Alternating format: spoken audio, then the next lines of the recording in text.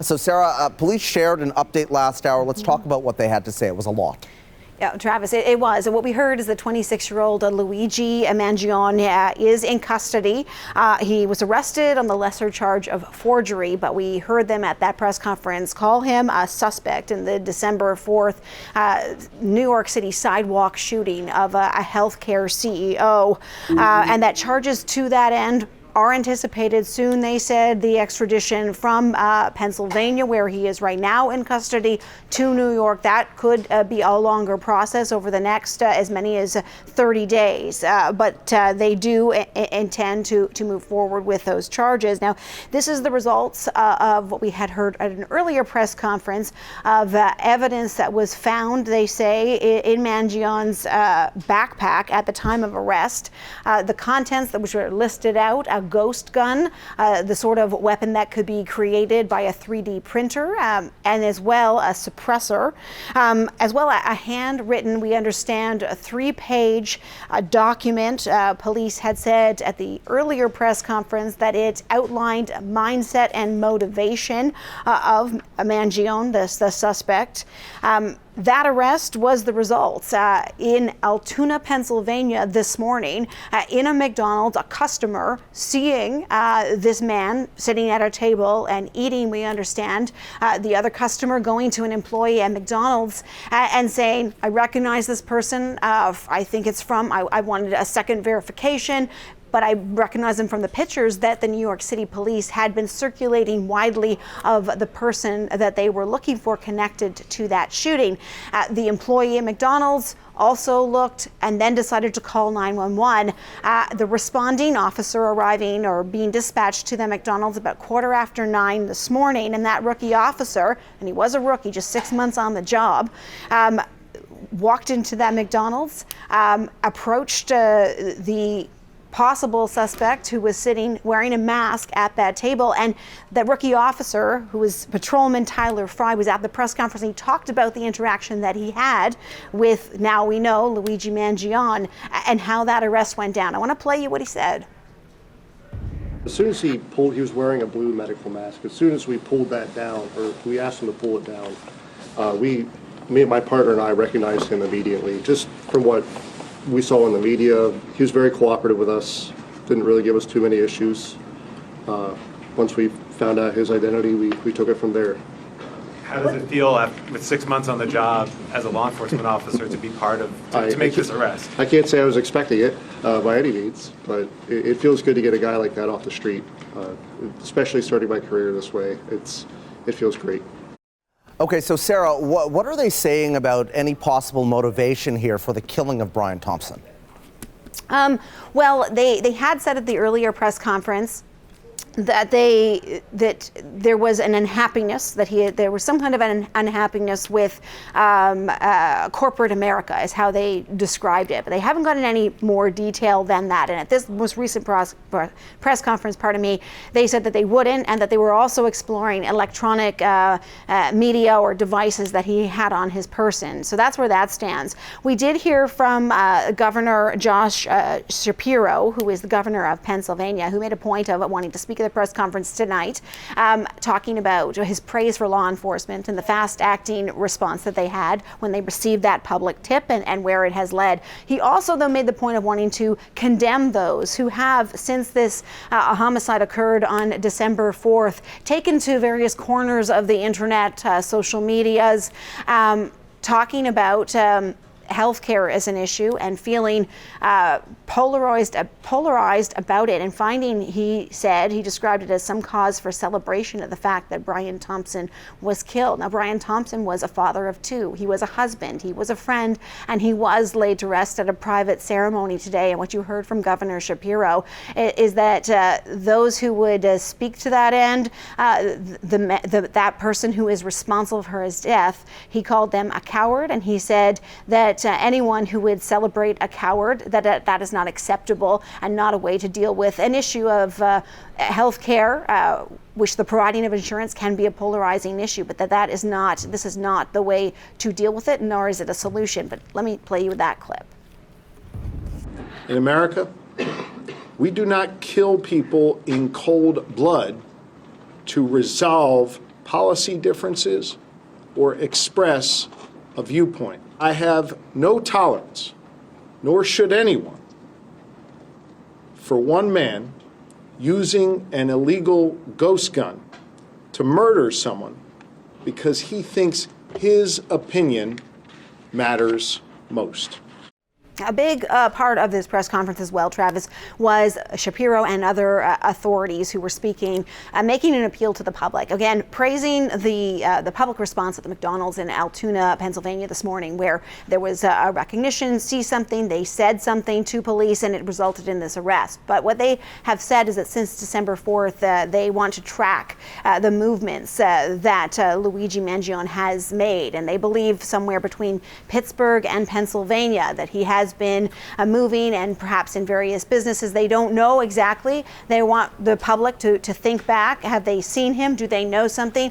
Part of this is to figure out, did he have or did he not have any accomplices, and to figure out his exact whereabouts, because that's all going to be part of this investigation. How did he make it to New York and then away from New York to Pennsylvania? What led him there? What help did he or did he not receive? They need to know all of that in order to have as much information. And again, you heard them appeal many times. If you've seen something, say something. Yeah, certainly a lot of questions remain. Sarah, thanks for that update. The CBC's Sarah Galashan at the Breaking News Desk. Okay, let's bring in Matthew Galluzzo. He is a former Manhattan prosecutor and criminal defense lawyer. He joins us tonight from Darien, Connecticut. Thanks for being here. Oh, thank you. Let's talk about the charges that he's facing right now and then what he could be facing next. So right now he's got weapons, forgery, and other charges. He's been denied bail. Walk me through those initial charges. Right now he's being held on Pennsylvania state charges because he had an unlicensed or unregistered ghost gun in Pennsylvania, which he's not allowed to have. He also presented fake ID allegedly to the police officers, so he's being held on forged instrument charges as well. But those are comparatively small potatoes to what he's going to be facing in New York, we presume, which is going to be an intentional homicide or murder in the second degree in state court. I think there's an outside chance the charge is going to be even worse for him as they're doing their investigation. I mean, this could potentially go federal if there's some sort of interstate conspiracy here. And I wonder if some prosecutor hasn't floated out the idea of a terrorism charge. You wouldn't think so necessarily, but you may ask yourself the question, why did he kill this person? Was he trying to inspire fear in some part of the population, in which case it arguably could be. What's the potential penalty here? How long could he be facing in jail if convicted? Well, in New York State, if it's the murder and the second degree charges, if he ultimately gets convicted of that, he'd be facing a 25 to life. And so, he would be eligible for parole at some point in his life, potentially. But, he could be incarcerated for the rest of his life. If this were to go federal, I mean, it could get much worse than that, honestly. He could even be potentially eligible for the death penalty, I think, if this were somehow a federal charge. So talk me through, you said that there's these charges in Pennsylvania, and then also we heard from police there that there will be these charges in New York. He needs to be taken to New York eventually. Does he need to stay in Pennsylvania while he's facing these charges, or do you expect him to be transported to New York City fairly soon? Well, sometimes extradition can take longer than you think it should. I mean, there's been cases recently with a stabbing of some people here in New York, and the suspect was found in Pennsylvania, and it took almost 10 months to extradite that person from Pennsylvania to New York.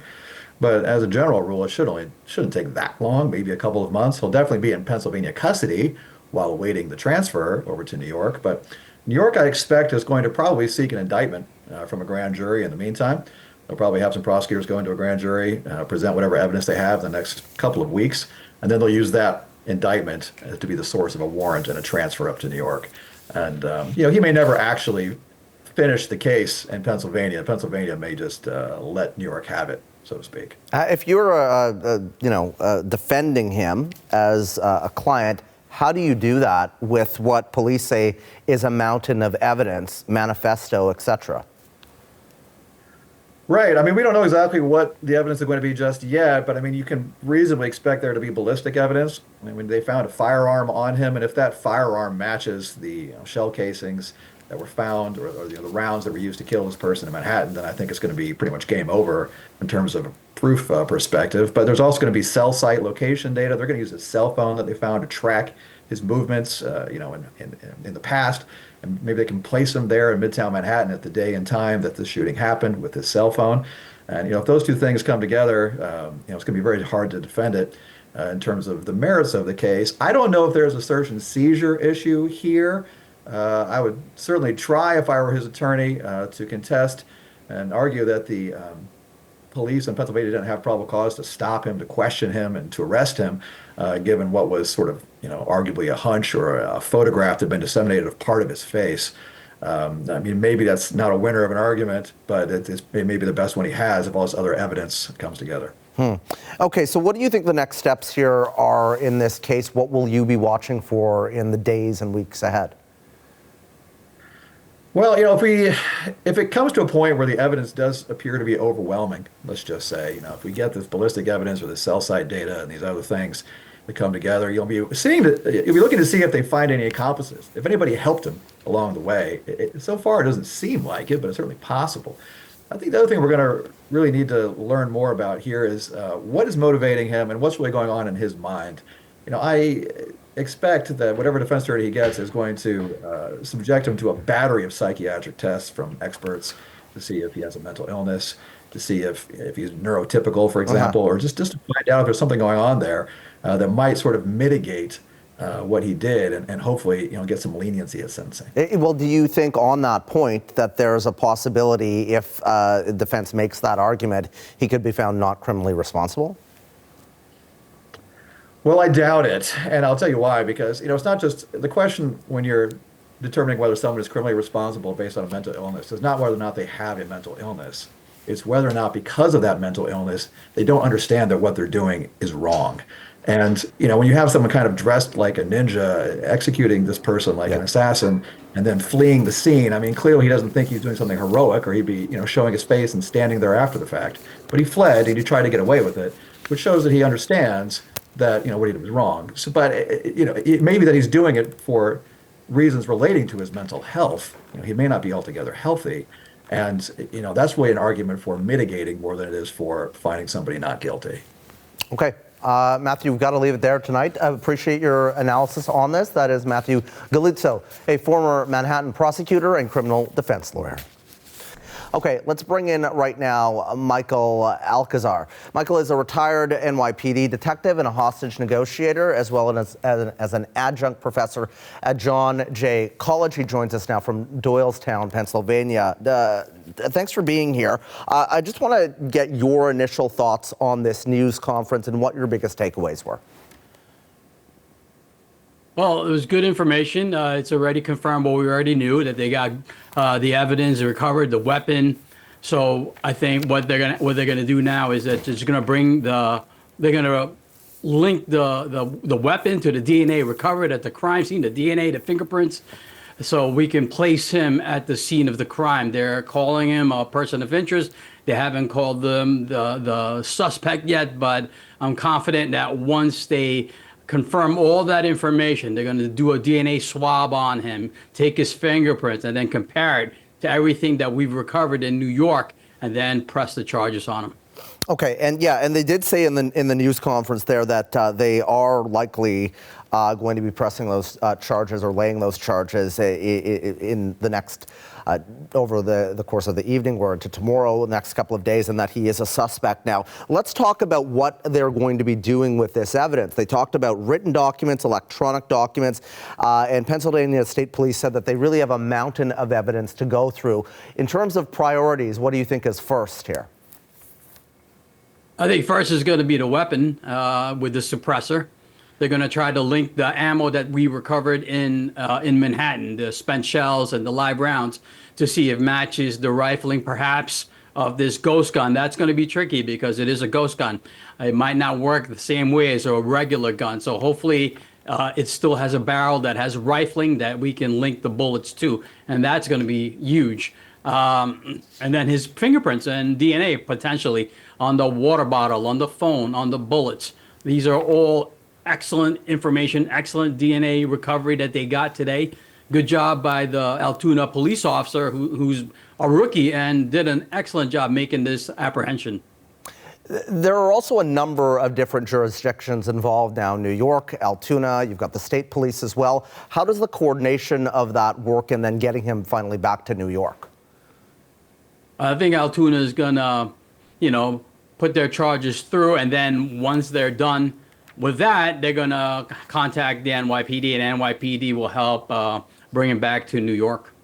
This is a day 5, a 5-day manhunt, 5 or 6. I have to confirm that, but it's over a week long. Why do you think it's taken this long to make an arrest? Well, I think the suspect did a good job preparing for it. He did have like about a day and a half lead before he got his images from surveillance cameras. So he got on a bus or however he traveled. So we lost him. So he got that lead. He probably laid low. He probably didn't travel, with too much, with too much public transportation. I don't know exactly how he did it. He could have done Ubers.